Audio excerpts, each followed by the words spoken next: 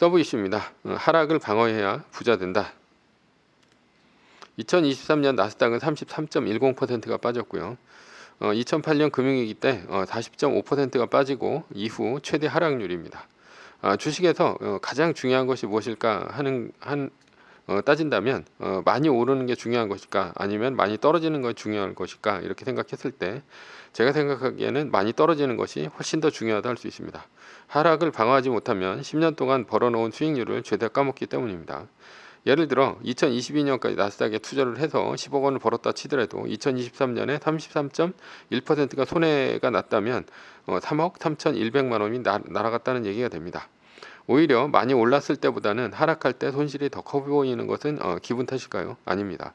하락을 방어하지 못하면 부자는커녕 쪽박찹니다. 첫 번째 경우는 50% 오르고 50% 하락할 때인데요. 예를 들어 50%가 오르고 50% 내리는 것을 매일같이 반복했다. 이렇게 했을 때 원금이 어떻게 되나 한번 보겠습니다.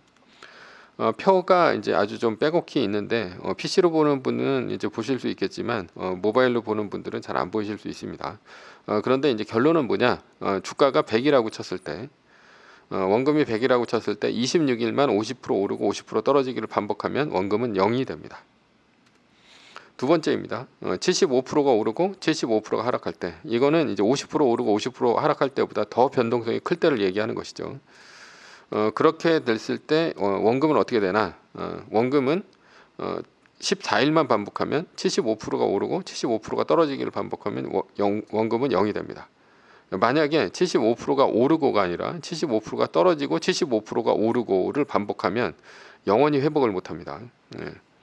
이렇게 되는 이유는 무엇인가? 이게 다 모수 때문입니다. 하락할 때는 모수가 커서 더 많이 하락하고 상승할 때는 모수가 작아서 덜 상승합니다.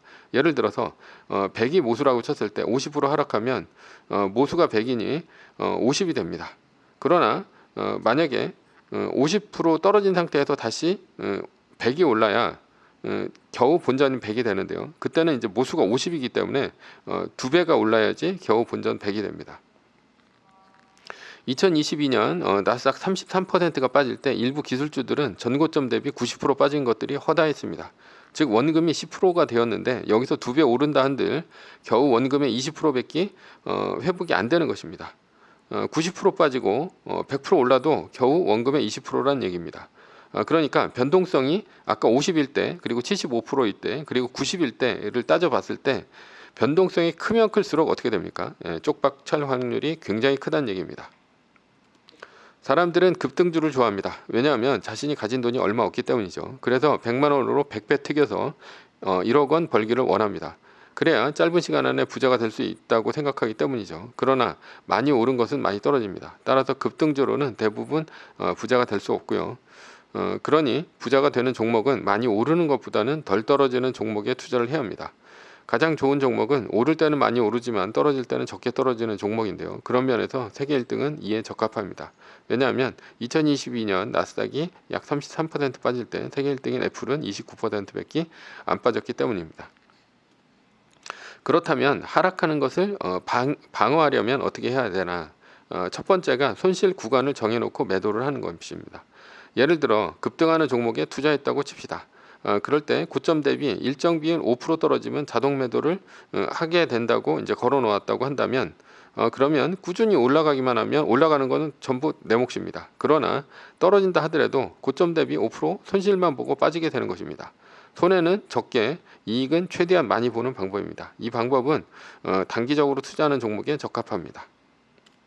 두 번째는 떨어질 때는 팔고 올라갈 때 사는 것입니다. 리밸런싱처럼 고점 대비 2.5% 떨어질 때마다 팔았다가 5% 이상 오르는 V자 반등에 매수를 하면 2022년과 같이 나스닥이 많이 떨어질 때는 유용합니다. 떨어질 때는 오히려 주식 수를 크게 늘릴 수 있는 방법이 있죠. 그리고 장기적으로 주식 수를 늘려가는 종목에 적합합니다. 바로 세계 1등 투자법입니다. 그러나 장기적으로 우하향하는 종목에 잘못 투자하게 되면 영원히 손해를 볼 수 있습니다. 결론입니다. 부자가 되고 싶다면 많이 오르는 종목보다 적게 떨어지는 종목을 택하시기 바랍니다. 많이 떨어질 때 방어는 결국 매뉴얼밖에 없습니다.